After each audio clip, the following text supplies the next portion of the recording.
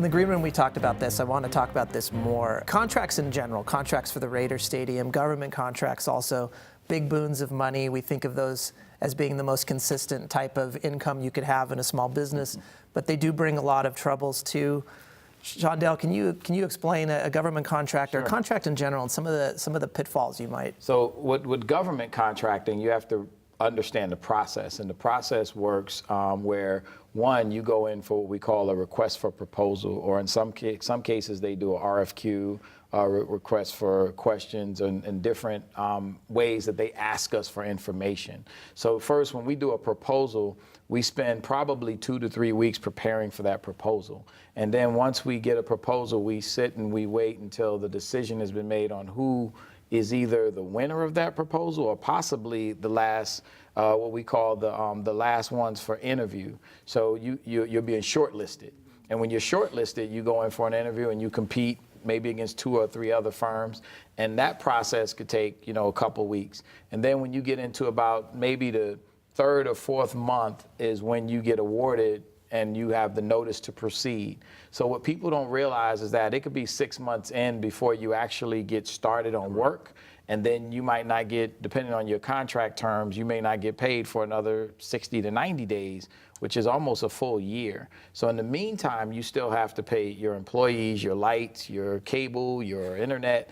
All of those expenses are mounting up. And that's why people have to look at it from a standpoint of having all of that capital overlay, and it looks like you hit a jackpot, when actually you have to pay all that back, pay your loans back, and then you start making a profit. So it's a little bit of a journey. And I'm wondering, Marcel and Liana, both, what resources do we have here in the state to educate small business owners when they get to that stage? So you have a government contract stage, now what do you do? Is there an education program we have, Liana? Well, there's the Governor's Office of Economic Development, GOED. They're a tremendous resource in the state to help you with that. Then you have the SBA, you have the Small Business Development Centers, you have SCORE, you have Nevada Women's Business Center. We're all there to help support that first. And depending on who you're getting the contract from, I know I'm working with MGM right now. They have a supplier diversity program that we're working with a select number of mentees. We're in our 3rd session, or our 3rd round, I should say, of doing this. And it's about an 8 or 9 month program where we're really working with these people, these companies, to help build them up to the next level. Because again, just because you get a contract doesn't mean that everything is wonderful. You have to know how to manage the contract. So we work very closely with the people who get the contracts to teach them how to manage it and then how to grow beyond that. And I have to give some props to Nevada PTAC. Yes.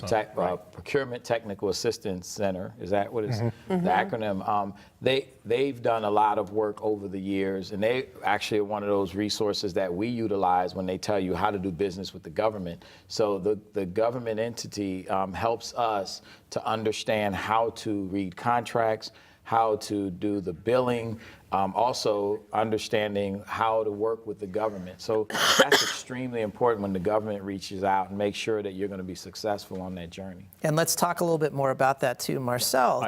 I just want to add to that. Again, if you look at the guide to starting and growing a business in Nevada, the roadmap there to success. are the resources, because there is certification, contracts, and what we call a capabilities statement. And all the wonderful resources are there to basically do an assessment and sit down with you and basically come as a team and help you build that capacity. And where does one access those resources? Is there a website that we can mention? business.nv.gov. That is where you access, and it's called the Guide to Starting and Growing a Business in Nevada. And we will have links on our website here at vegaspbs.org/Nevada Week.